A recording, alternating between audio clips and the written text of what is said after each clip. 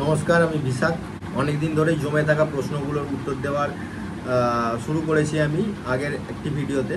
সেখানে যেসব প্রশ্নগুলো বাকি রয়ে গেছে সেগুলো আবার এই ভিডিওতে আরও কিছু প্রশ্নের উত্তর দেওয়ার আমি চেষ্টা করব। এটা তারই 9 নম্বর পার্ট। অনেক কমেন্টেই কিন্তু আমি রিপ্লাই দিয়ে দিয়েছি এবং সেগুলো আপনারা অবশ্যই নোটিফিকেশান থেকে চেক করে নেবেন। সেখানে রিপ্লাই দেওয়ার পর যেসব প্রশ্নগুলো বাকি আছে সেগুলোর কিন্তু আমি আজকের এই ভিডিওতে সেই সব প্রশ্নগুলোর উত্তর দেবো। ভিডিও শুরুর আগে আমি একটি বিষয় নিয়ে কথা বলতে চাই, সেটা হচ্ছে অনেকেই আমাকে প্রতিমার মুখ চাইছেন বা মুখের ডাইস চাইছেন। তো এখন আমি মুখ বা ডাইস বিক্রি করি না আপাতত, ঠিক আছে? তো সেই কারণে আমার পক্ষে দেওয়াটা সম্ভব নয়। আমার আরও কিছু প্রবলেম আছে, সেই কারণে আমি যে কোনো কাউকে এই মুখ বা ডাইস দিতে পারবো না। তাই প্লিজ বারবার চেয়ে আমাকে লজ্জা দেবেন না। তো প্রথমেই যে কমেন্টটা দেখব সেটা হচ্ছে কুণাল মজুমদার। উনি কমেন্ট করেছেন, তেঁতুল বীচের আটাতে ভালো মাজা ওঠে, কিন্তু কুমারটুলিতে রং মাজলে যে গ্লেজ দেয় সেটা শুধুমাত্র তেঁতুল বীচের কামাল বলে মনে হয় না। শুনেছি ওরা নাকি সাবান মেশায় রঙের মধ্যে, যদিও সাহস করে কোনোদিনও পরীক্ষা করে দেখিনি। এখন প্রশ্ন, কুমারটুলির ওই চকচকে মাজা রঙের রহস্য কী? আমি বার্নিশের কথা বলছি না। আমি যে ভিডিওটা বানিয়েছি সেখানেই সাবানের ব্যবহার করার কথা কিন্তু উল্লেখ করেছি। তো সাবান ব্যবহার করবেন অবশ্যই, যদি সম্ভব না হয় সেটা আলাদা কথা, বাট সাবান ব্যবহার করাটা খুবই ভালো। আর কুমারটুলিতে এই তেঁতুল বীচের আটা দিয়ে মাজা রং করে না, বেশিরভাগ লোকই সিরিস আটা ইউজ করে। আমি কোনো মাজা রঙই করিনি অ্যাকচুয়ালি, কিন্তু আমি শুনেছি যে সিরিস আটা দিয়ে ওরা করে। ওদের ওখানে অনেক শিল্পীর সাথে আমার পরিচয় যেহেতু আছে, সেখান থেকে আমি যে তথ্যটা পেয়েছি সেই অনুযায়ী বলছি। মাজা রঙের ক্ষেত্রে এই সাবান আর সিরিসের আঠা ব্যবহার করাটাই ওদের পদ্ধতি। তো যারা সিরিসের আঠা পাবেন না তারা ওই তেঁতুল বীচের আঠা ব্যবহার করবেন, আর সাবানটা অবশ্যই ব্যবহার করবেন, কারণ সাবানটা পেতে কারো কোনো অসুবিধা নেই, কারো কোনো সমস্যা নেই। তাই জন্য সাবান ব্যবহার করবেন আগে, খড়িটা যখন ভেজাবেন তখন। আর আটাটার জায়গাতে সিরিস আটা ব্যবহার করবেন। এই সিরিস আটাটা কিন্তু সবসময় সব জায়গাতে সবাই পাবেন না, এটা নিয়ে একটু সংশয় থাকে। যদি পান তাহলে অবশ্যই সিরিস আটা ব্যবহার করবেন। কুমারটুলিতে সিরিস আটারই ব্যবহার হয়। উনি আরও একটা কমেন্ট করেছেন, মেটালিক রং বার্নিশে না গুলে ডিডিএল ফেভিকলে গুলে লাগালে অ্যারারুট করতে লাগে না। অবশ্যই লাগে না। এখন যেসব মেটালিক রঙগুলো বেরিয়েছে সেগুলো অ্যাক্রেলিক কালার। এই অ্যাক্রেলিক কালারের যে ফর্মুলা বা ফর্মুলেশান, তো সেই অনুযায়ী এগুলো ফেভিকল টাইপের জিনিস। ফেভিকল যে রকমের জিনিস, অ্যাক্রেলিক কালারও কিছুটা সেই রকমেরই জিনিস। তো সেই কারণে ওই যে কালার বা পাউডার পাওয়া যায় মেটালিক কালারে, ওই পাউডার কিন্তু এই ফেভিকল বা ডিডিএল ফেভিকলে মিশিয়েও আপনারা করতে পারেন। সেক্ষেত্রে আলাদা করে কোনো ওই অ্যারারুট করার প্রয়োজন নেই। যদি আপনি বার্নিশ দিয়ে ওই মেটালিক কালারগুলো, সোনালি রূপালি এসব গুলে তারপর কাজ করেন, সেক্ষেত্রে আপনাকে অবশ্যই অ্যারারুটটা করে নিয়ে শুকিয়ে তারপর কাজ করতে হবে। তো কমেন্ট করার জন্য অনেক ধন্যবাদ। এরপরে প্রশ্ন করেছেন সৌম্যদীপ দাস, প্রতিমার কালো রঙটা হয় সেটা কিভাবে বানানো হবে? আমি চেষ্টা করেছি ধূসো কালি দিয়ে, কিন্তু হচ্ছিল না, কালিটা কিছুতেই মিশছিল না। দেখুন, কালো রং করার যে ধরনের অপশানগুলো রয়েছে সেটা হচ্ছে দানা কালি হয় একটা। তো দানা কালিকে আপনি জল দিয়ে ভিজিয়ে রাখবেন, তার সাথে তেঁতুল বীচের আঠা মিশিয়ে, তাতে আরও যদি মনে হয় তাতে জল মিশিয়ে আপনি রংটা করতে পারেন, এটা একটা অপশান। দ্বিতীয় নম্বর অপশান হচ্ছে এই ভুসো কালি যেটা বলছেন ওটা। এই ভুসো কালিতে তেঁতুল বীচের আঠা মিশিয়েই করতে হয়, কিন্তু এই ভুসো কালি ছাড়াও আরও কিছু রং রয়েছে যে রঙগুলো এই আঠার সাথে ভালো করে মিশতে চায় না, সেগুলোকে খুব ভালো করে গুলতে হয়, তারপরে গিয়ে মেশে। আবার অনেক সময় দেখা যায় যে অনেক ভালো করে গোলার পরেও রঙটা দেখবেন প্রথমে মিশে গেল, তারপরে আপনার আবার উপরে কিন্তু একটা লেয়ার জমে যাচ্ছে, যে লেয়ারটা কিন্তু ওই ডাস্ট কালারের মতো, যেন মনে হচ্ছে রঙটা মেশেনি। সেটাকে আবার ভালো করে তুলি দিয়ে নাড়িয়ে ভালো করে গুলে তারপর আপনাকে রঙটা করতে হবে। এরকম রঙ হচ্ছে লাল রঙটা। এই লাল রঙটা কিন্তু একই রকম কাজ করে। আবার দেখেছি অরেঞ্জ যে কালারটা ডাস্ট পাওয়া যায়, ওই কালারটাও কিন্তু এই রকমই চরিত্র ওটার। তো এই ধরনের রঙগুলোকে খুব ভালো করে গুলতে হয়, অনেক ধৈর্য লাগে। এবং পরে যদি দেখেন আবার শুকনো রঙের মতো জমে যাচ্ছে, তাহলে আবার তুলি দিয়ে ভালো করে ঘেঁটে নেবেন, ঘেঁটে নিয়ে তারপর লাগাবেন। আরেকটি বিষয় যেটা বলার, সেটা হচ্ছে এই ধরনের রঙগুলোতে কিন্তু জলের পরিমাণ কম রাখতে হয়। বেশি জল দিয়ে দিলে কিন্তু ওই রঙটা আর রং থাকবে না, দেখবেন প্রতিমার গায়ে লাগাচ্ছেন হচ্ছে জলের মতো মানে একটা ট্রান্সপারেন্ট লেয়ার তৈরি হয়ে যাচ্ছে। তাই জন্য এই ধরনের রঙগুলো আপনাদেরকে কিন্তু খুবই কম পরিমাণ জল মেশাতে হবে, মানে নায়ের মতো, মানে জল না মেশালেও চলবে, এই রকম চেষ্টা করা উচিত। যতটা সম্ভব কম পরিমাণ জল মিশিয়ে কাজ করা, যাতে যদি জল না মিশিয়ে কাজ করতে পারেন, তুলি টানতে কোনো অসুবিধা না হয়, তাহলে জল না মেশালেও চলবে। এই পদ্ধতি অ্যাপ্লাই করে এই ধরনের রঙগুলোকে হ্যান্ডেল করতে হয়। এরপরে প্রশ্ন করেছেন শুভঙ্কর হালদার, দাদা গয়নার পাট মাটি কিভাবে করো? আমার গয়না খুব ফাটে, কিভাবে করলে ফাটবে না একটু বলো, রিপ্লাই প্লিজ। আচ্ছা, তো যে কোনো মাটিতে বেশি ফাট নেওয়ার একমাত্র কারণ হলো বেশি আঠালো হওয়া, ঠিক আছে? তো যদি বেশি মাটি আঠালো থেকে থাকে তাহলে কিন্তু বেশি ফাটবে, এটা স্বাভাবিক ব্যাপার। তাই জন্য যদি আপনার এঁটেল মাটি যেটা দিয়ে আপনি পাট মিশিয়ে তৈরি করছেন, সেই মাটিটা যদি বেশি আঠালো মনে হয়, তাহলে তার সাথে অবশ্যই পলি মাটি মিশিয়ে তারপরে কাজ করুন। সেটা শুধুমাত্র গয়না তোলা নয়, আঙুল তৈরি করা বা অন্যান্য কাজ যেখানেই হোক না কেন, যদি বেশি চিট মাটি হয় তাহলে কিন্তু পলির ভাগটা তাতে বাড়াতে হবে। মানে যখন ডাইস থেকে আমরা কোনো গয়না বা কলকা তুলছি, ওই তোলার জন্য যতটা চিটের প্রয়োজন বা আঠালো হওয়া প্রয়োজন, ঠিক ততটাই কিন্তু আঠালো রাখা উচিত, তার থেকে বেশি প্রয়োজন নেই। আর তার থেকেও যদি বেশি হয়ে যায় সেক্ষেত্রে কিন্তু ফাটে। আবার অনেক সময় কিন্তু কিছু কিছু জায়গার দোআঁশ মাটি টাইপের মাটি হয়, যেসব মাটিগুলোতে খুব বেশি চিট থাকে না এবং মাটির কোয়ালিটিও খুব খারাপ, মানে সেই মাটিগুলো কাজের জন্য সুটেবল নয় বলে ধরা হয়ে থাকে। ওই ধরনের মাটি হলে কিন্তু এই ধরনের ফাট দেখা যায়। আবার মাটিতে বেশি বড় বড় দানার বালি বা কাঁকড় থাকলেও কিন্তু এই জিনিসটা দেখা যায়। তাই এই যেসব বিষয়গুলো বললাম ওইগুলো মাথায় রেখে মাটিটা তৈরি করুন। মাটি তৈরি করার ভিডিও অলরেডি বানিয়ে রেখেছি, আপনার যদি কিছু জানার থাকে তাহলে আপনি অবশ্যই এই ভিডিওটা দেখে নেবেন। এরপরে প্রশ্ন করেছেন নরেশ হালদার, দাদা স্টেনার কালার কি প্রতিমাতে দেওয়া যাবে, প্লিজ বলবেন। স্টেনার হলো এক ধরনের পিগমেন্ট বা রঞ্জক পদার্থ। রঞ্জক পদার্থর মানেটা কি? যেটা রং করতে সাহায্য করে, রং তৈরি করে, সেটাকেই বলে রঞ্জক বা পিগমেন্ট। তো এই স্টেনার হলো এক ধরনের পিগমেন্ট। এই পিগমেন্টটা কিন্তু আপনারা যে কোনো ধরনের রঙের সাথে মেশাতে পারেন। যে কোনো ধরনের রং এখানে কি কি হতে পারে, এখানে অ্যাক্রেলিক কালার হতে পারে, ডিস্টেম্পার কালার হতে পারে, সেটা খড়িও হতে পারে, বা সেটা তেল রঙও হতে পারে। এই সব যেসব কালারগুলো বললাম এগুলো হচ্ছে বেসিক জিনিস, তার সাথে কিন্তু আপনাকে এই পিগমেন্ট মেশাতে হবে। এই পিগমেন্ট হলো স্টেনার। তো এই স্টেনারটা আপনারা মিশিয়ে কাজ করবেন। এখানে বলছেন যে স্টেনার কালার কি প্রতিমাতে দেওয়া যাবে? প্রতিমাতে কেন দেওয়া যাবে না? স্টেনারটা তৈরি হয়েছে রং করার জন্য। যে কোনো রং প্রতিমাতে করা যায়, ম্যাক্সিমাম রঙই করা যায়। তো সেই সব রঙগুলোর টেকনিক আলাদা আলাদা হতে পারে, বাট রং তো করা যায়। তো স্টেনার দিয়ে আপনি কেন রং করতে পারবেন না? অবশ্যই রং করতে পারবেন।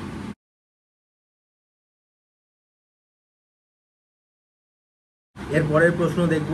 প্রশ্ন করেছেন ভীষণ সিং, দাদা আমার গয়নার ডাইস আছে, তবে কোন মাটি দিয়ে ডাইস থেকে ঠাকুরের গয়না তুলবো এবং বালি মাটি দিয়ে ঠাকুর ফিনিশিং করার পর মাটির গয়না কিভাবে লাগাবো, আর সেগুলো খুলে পড়বে না তো, যদি একটু বলেন। মানে উনি জানতে চাইছেন কীভাবে ডাইস থেকে গয়না তুলে সেটাকে লাগানো হবে, মানে পুরো প্রসেসটাই। তো পুরো প্রসেসটা হলো এরকমই, যখন ডাইস থেকে গয়না তুলবেন সেটা অবশ্যই এঁটেল মাটির হতে হবে। এবার এঁটেল মাটি মানে খুব শক্ত বা খুব আঠালো ধরনের এঁটেল মাটি ব্যবহার করবেন না, সেক্ষেত্রে কিন্তু গয়নাগুলো শুকিয়ে গেলে বেশি ফেটে যায়। আর এই ধরনের মাটির সাথে অবশ্যই পাট মিশিয়ে নেবেন, তারপরে আপনারা গয়নার ডাইসটা তুলবেন। আর এই মাটি তৈরির যে ভিডিওটা আমি বানিয়ে রেখেছি, আপনি অবশ্যই ওই ভিডিওটা দেখতে পারেন যদি আপনার মাটি নিয়ে যদি কোনো ডাউট থাকে যে কোন মাটিতে তুলবো কি না। এরপরে আসছি গয়নাগুলো কীভাবে লাগাতে হবে। তো গয়নাগুলো লাগানোর জন্য আপনাকে যে জিনিসটা রেডি করতে হবে সেটা হচ্ছে গোলা বা পোচ, মানে কিছুটা কাদার মতো, যেমন লস্যি হয়, দই থেকে লস্যি হয়, তাদের জল মিশিয়ে গুলে লস্যি হচ্ছে, সেরকমই মাটিটাও কিন্তু এঁটেল মাটির একটা পোচ আপনাকে তৈরি করতে হবে। মানে এঁটেল মাটির সাথে জল মিশিয়ে সেটাকে ওই ধরনের গোলা টাইপের বানাতে হবে, বা এই লস্যির মতো থিকনেসের একটা লিকুইড বানাতে হবে। তো ওই লিকুইডটাকে আপনি তুলি দিয়ে আগে যেখানে যেখানে গয়না লাগাচ্ছেন সেখানে আগে তুলি দিয়ে লাগিয়ে নিতে হবে, এবং গয়নার ডাইসটা থেকে যে গয়নাটা তুলেছেন সেই ডাইসের পিছনটাতেও কিন্তু ভালো করে ওই গোলা বা পোস্টটা লাগিয়ে নেবেন, লাগিয়ে নিয়ে তারপর লাগাবেন। মানে ধরুন একটা হাড় লাগাচ্ছেন, তো হাড়ের যতটা জায়গাতে হাড়টা লাগছে সেইটুকু জায়গাকে কিন্তু ওই গোলা বা পোস্টটাকে তুলি দিয়ে আগে লাগিয়ে নিতে হবে। লাগিয়ে নিয়ে যে গয়নাটা আপনি তুলেছেন ডাইস থেকে, মানে ধরুন এটা একটা গয়না, ঠিক আছে, এটা গয়নার সামনের দিক, এটা গয়নার পেছনের দিক, মানে এটা এরকমভাবে লাগবে। তো এখানটাতেও কিন্তু আপনাকে ভালো করে ওই গোলা বা পোস্টটাকে কিন্তু লাগিয়ে নিতে হবে, দিয়ে তারপর আপনাকে চিপকে দিতে হবে। এবং চিপকে দেওয়ার পরে আরেকটি স্টেপ বাকি থাকে, সেটা হচ্ছে গয়নাগুলো যাতে না খোলে। এই না খোলার জন্য আপনাকে অবশ্যই পিন ব্যবহার করতে হবে, বিভিন্ন জায়গায় জায়গায় পিন দিয়ে রাখতে হবে। মানে ধরুন একটা হাড় লাগাচ্ছেন, তো এই দুটো জায়গা ধরুন শুরু এখানে দুটো দিলেন, দিয়ে মাঝে দুটো দিলেন, এই আবার সামনে যে এখানটা ঝুলে রয়েছে ওই জায়গাটা একটা দিলেন। এইরকমভাবে একটু ছড়িয়ে ছিটিয়ে যেসব জায়গাগুলো উঠে গেলে দেখতে খারাপ লাগবে সেই সব জায়গাগুলো খুব মানে গুরুত্ব সহকারে আপনাকে পিনটা লাগাতে হবে মনে করে। আরেকটি বিষয় যেটা বলার সেটা হলো, যেসব জায়গাগুলোতে আপনি গয়না লাগাচ্ছেন পারলে সেই সব জায়গাগুলোতে অবশ্যই আপনি আগে একটা কাপড় লাগিয়ে নিন। মানে ওই যে গোলা বা পোস্টটা বানিয়েছেন ওই গোলা বা পোচে কাপড়টাকে ডোবান, দিয়ে ওই সব জায়গাগুলোতে আগে কাপড়টা মেরে নিন। মারার পরে তারপর আবার পোচটা দিন বা গোলাটা দিন, তারপরে গয়নাটা লাগান। এই সিস্টেম। যদি কাপড়টা লাগানো থাকে সেক্ষেত্রে কিন্তু ওই যে গয়নাটা আপনি সেট করছেন ওটা কিন্তু ভালো জয়েন হয়। তাই জন্য আপনি কাপড়টা আগে মেরে নেবেন। আর যদি কাপড় মারা সম্ভব নাও হয় তাহলে কিন্তু পিন বেশি করে লাগান। পিন যদি বেশি করে লাগান তাহলে কিন্তু অনেক সময় দেখা গেছে যে পিনেই থেকে যাচ্ছে আর কাপড় মারতে হচ্ছে না, ঠিক আছে। তবে কাপড় যদি মারেন তাহলে ভালো করে বসে থাকবে জিনিসটা। আর যদি কাপড় না লাগান অনেক সময় দেখা গেছে যে উঠে থাকছে, বা শুকিয়ে গেলে দুটো যে লেয়ার, মানে ঠাকুর বা প্রতিমার গায়ের যে লেয়ার সেই লেয়ার আর গয়নার লেয়ারের মাঝে কিন্তু একটু গ্যাপ তৈরি হয়ে গেছে। তাই জন্য কাপড় লাগিয়ে নেওয়াটা বেস্ট অপশান। যদি সম্ভব না হয় তাহলে বেশি করে পিন দিন বিভিন্ন জায়গায়, মানে এই যে গ্যাপগুলো আছে সেই গ্যাপগুলোর দূরত্ব কমিয়ে নিন। খুব ঘন ঘন পিন দিয়ে আপনি সেট করে রাখতে পারেন, তাহলেই হয়ে যাবে, কোনো অসুবিধা হবে না। আর যেসব জায়গাগুলোতে ধরুন পিন মারার মতো বিষয় নেই বা জায়গা নেই সেই সব জায়গাগুলোতে কিন্তু অবশ্যই কাপড় মারতে হয়, ওটা মাস্ট। যেমন ধরুন একটা ব্যাকগ্রাউন্ড বানাচ্ছেন, সেই ব্যাকগ্রাউন্ডের পিছনে আপনি কলকা লাগাবেন, সেই ব্যাকগ্রাউন্ডটা আপনি করেছেন প্লাই দিয়ে, তো প্লাইয়ের উপর ডিরেক্ট আপনি ওই মাটির গয়না চিপকাতে পারবেন না। তো সেটা চিপকানোর জন্য আপনাকে কি করতে হবে, আগে একটা মাটির লেয়ার দরকার। তো সেই মাটির লেয়ার একটা পাওয়ার জন্য আপনি কাপড়গুলোকে ওই পোচ বা গোলাতে ডুবিয়ে ভালো করে ভিজিয়ে নিয়ে তারপরে ওই প্লাইটার উপরে ভালো করে বসাবেন, প্লেন করে যাতে ভাঁজ টাজ না থাকে সেরকমভাবে বসান। দিয়ে আপনি যে বর্ডারের ধারে যেসব কলকাগুলো তৈরি করেছেন ব্যাকগ্রাউন্ডের সেই সব কলকাগুলো আপনি লাগাবেন। এটাই হচ্ছে সিস্টেম।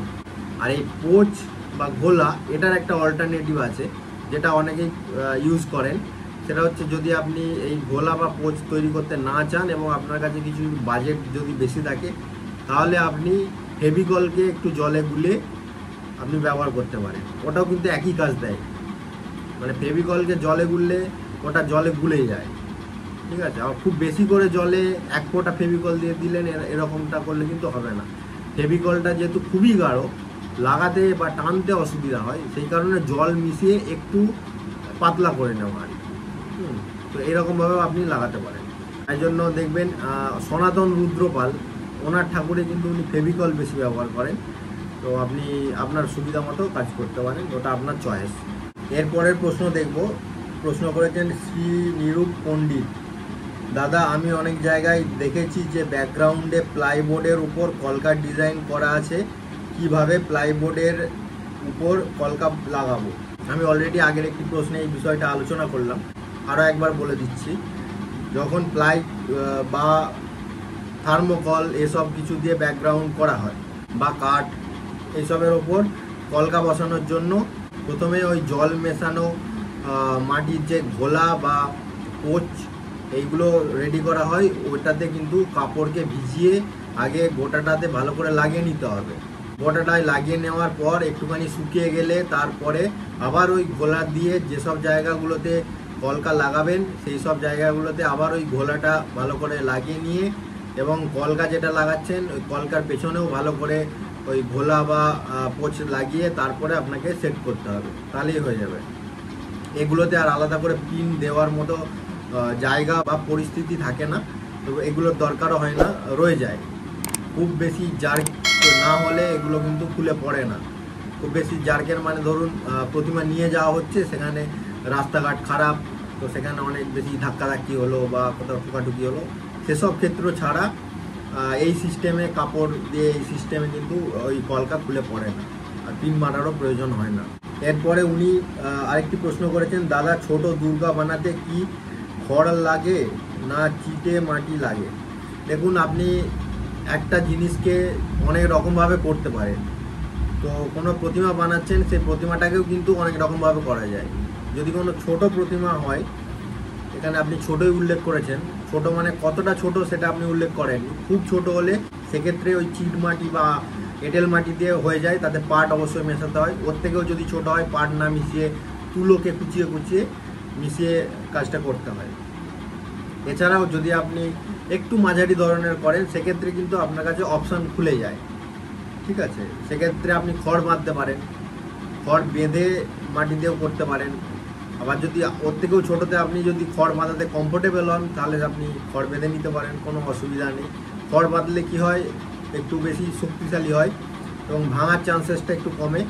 কারণ যদি এঁটেল মাটি দিয়ে প্রতিমা বানান, সেক্ষেত্রে যেটা ভাঙবে সেটা একদম খুলে পড়ে যাবে, এই ধরনের হয়। কিন্তু খড় বাঁধা প্রতিমা কিন্তু একদম খুলে ভেঙে পড়ে যায় না, ফাট ধরে, এবং ফাটগুলোকে রিপেয়ার করাও কিন্তু অনেক সহজ হয়। তাই জন্য একটা জিনিস তৈরি করার জন্য বিভিন্ন রকমের সিস্টেম হয়, যে সিস্টেমটা আপনার জন্য কমফোর্টেবল এবং আপনার পরিস্থিতির ওপর নির্ভর করে আপনাকে ডিসিশন নিতে হবে যে আপনি কোন পদ্ধতিটাতে কাজটা করবেন। তো সেটা আপনার চয়েস, আপনি কীরকমভাবে করবেন। এরপরের প্রশ্ন করেছেন, দাদা শিবের জট চুল কিভাবে ফেসো দিয়ে বানায় আর কিভাবে সেট করে বাবার মাথায়, প্লিজ একটু বলো। শিবের মাথায় যে চুলগুলো লাগানো হয়, ওগুলো মেনলি জট চুলই লাগানো হয়, যেটাকে ফেসো চুলও বলে। তো জট চুল আর ফেসো চুল একই রকম জিনিস, ওটা কোনো আলাদা নয়। কিন্তু আপনার কমেন্ট দেখে যেটা আমার ধারণা, আপনি যেসব কোকড়ানো ধরনের চুলগুলো, যেগুলো ওই প্রদীপ রুদ্রপাল, সনাতন রুদ্রপাল, এসব বড় বড় শিল্পীরা লাগান, আপনি ওটার কথা জানতে চেয়েছেন। ওটা অ্যাকচুয়ালি আমারও জানা নেই। আমার ধারণা অনুযায়ী যে একটু ভিজে থাকতে থাকতে ওগুলোকে কিন্তু মনে হয় আগে পাকিয়ে রাখা হয়, পাকিয়ে রেখে যখন শুকিয়ে যায় তখন ওগুলো একটু জমাট বেঁধে একটা এরকম স্পাইরাল টাইপের হয়ে যায়। তো ওরকমভাবে হয়তো করে, ওগুলো আগে থেকে করে রাখতে হয় নিজেদেরকে। ওগুলো মার্কেটে খুব অ্যাভেলেবেল নয়, মার্কেটে নর্মাল জট চুল পাওয়া যায়, যেটা দিয়ে আমরা সবাই করি। আমরা ওই ধরনের চুল ব্যবহার করিনি এখনো পর্যন্ত। যদি আমি করি আর যদি আমার কাছে অথেন্টিক ইনফরমেশান আসে, তাহলে আমি অবশ্যই আপনাদের সাথে শেয়ার করব। আর যদি আপনারা কেউ এই ভিডিওটি দেখেন, তো তাদের কাছে যদি এই বিষয় সম্পর্কে আরও তথ্য থাকে, তাহলে আমাকে অবশ্যই এই ভিডিওতে কমেন্ট করে জানাবেন, যাতে আমারও বিষয়টা জানতে সুবিধা হয়। এরপরের প্রশ্ন করেছে রৌনক দে, সিরিজ আটা তো পাওয়া যাচ্ছে না, ওইটার জায়গায় কি জল আটা ব্যবহার করলে হবে, জানাবেন প্লিজ। তো জল আটা বলতে কি আপনি তেঁতুল বীজের আটার কথা বলছেন? জল আটার এই নামটার সাথে আমি পরিচিত নয়। যদি তেঁতুল বীজের আটার কথা বলেন, তাহলে অবশ্যই তেঁতুল বীজের আটা দিয়ে করা যাবে। কিন্তু আপনারা অবশ্যই কিন্তু ওই যখন খড়িটা ভেজাচ্ছেন, তখন আপনারা অবশ্যই তাতে সাবান ভিজিয়ে নেবেন, সাবান দিয়ে খড়িটাকে ভেজাবেন, তাহলে মোটামুটি ওই কাজটা হয়ে যাবে। এর পরের প্রশ্ন করেছেন উপল, দাদা তেঁতুল বীজের আটার বদলে ডিডিএল বাইন্ডার ইউজ করা যাবে ছোট প্রতিমার জন্য? আচ্ছা, তো এটা ব্যবহার করা যাবে। ডিডিএল বলতে ফেভিকলের মতোই, তো ওটা ব্যবহার করা যেতে পারে। তো যদি ছোট প্রতিমা হয়, সেক্ষেত্রে এইসব আঠা এবং ডাস্ট পাউডার মিশিয়ে এত কিছু করার কোনো প্রয়োজন নেই। আপনারা ডিরেক্ট অ্যাক্রিলিক রং ব্যবহার করতে পারেন, সেটা আমার মনে হয় আরও বেশি সুবিধা হবে কাজ করতে। কারণ একটি ছোট প্রতিমার জন্য এত রকমের স্টেপ ফলো না করলেও হবে। কাজটা যেহেতু একই হবে সেহেতু আমি ডিরেক্ট অ্যাক্রিলিক কালার ইউজ করব। আমি ডাস্ট পাউডার এনে তারপরে আঠা মিশিয়ে তাতে জল মিশিয়ে এত কিছু করার কি দরকার। আমি ডিরেক্ট অ্যাক্রিলিক কালার নিয়ে আসবো, জলে গুলবো, লাগাবো, হয়ে যাবে কাজ। এর পরের প্রশ্ন করেছেন সঞ্জয় কর্মকার, তুলির টান। দাদা, পেছনে কোনো সাপোর্ট ছাড়া দু পায়ে ছোট কালী মূর্তি দাঁড় করানোর একটা ভিডিও করো প্লিজ। আচ্ছা, ভিডিও কবে করবো আমি জানি না, তাই জন্য বলে দিচ্ছি। পিছনে যদি না সাপোর্ট দেন তাহলে সাপোর্ট তো দিতেই হবে। কোথায় সাপোর্ট দেবো? সাপোর্ট দেওয়ার জন্য দুটো জায়গায় বাকি থাকছে, সেটা হচ্ছে দুটো পা। তো যেখানে যেখানে দুটো পা হবে সেই দুটো জায়গাতে আপনি বাঁশ দেবেন বা বাতা দেবেন, তারপরে আপনি তার উপরে খড় বাঁধবেন, দিয়ে মাটি ধরাবেন, তাহলেই হবে। এবং যেসব দক্ষিণা কালীগুলো হয় আগু পিছু পায়ের, সেই সব প্রতিমাগুলোতেই অ্যাকচুয়ালি এই সাপোর্টহীনভাবে কাজ করার প্রয়োজন হয় মাঝে মধ্যে। তো সেই কারণে পেছনের যে পাটা হয় সেইটা দেখবেন বেশিরভাগ প্রতিমারই একদম সোজা হয়। পেছনের যে পাটা হয় মানে বাম পাটা দেখবেন একদম সোজা হয়, কারণ ওটা একটা সোজা বাঁশ দিয়ে হয়।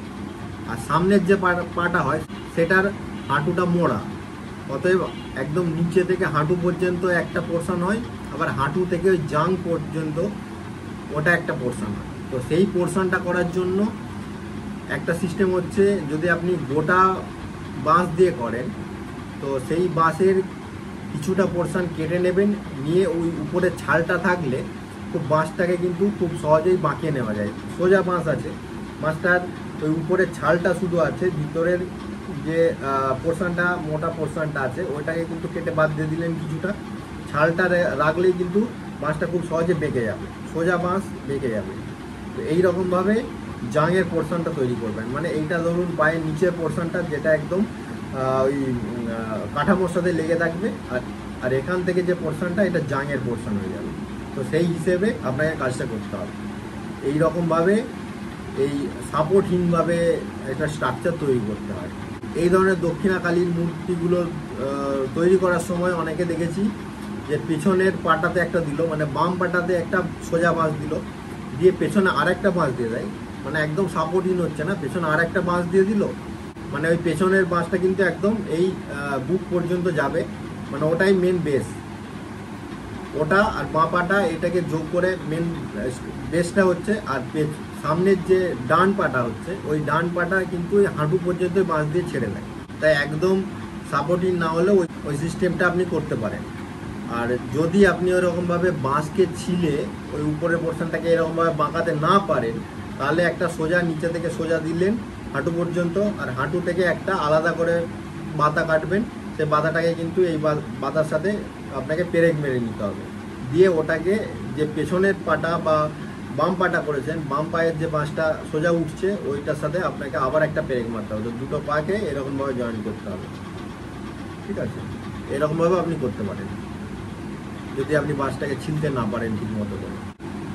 এরপরে একটি কমেন্ট আছে ডিজে দিনু ভাই বাঁকুড়া।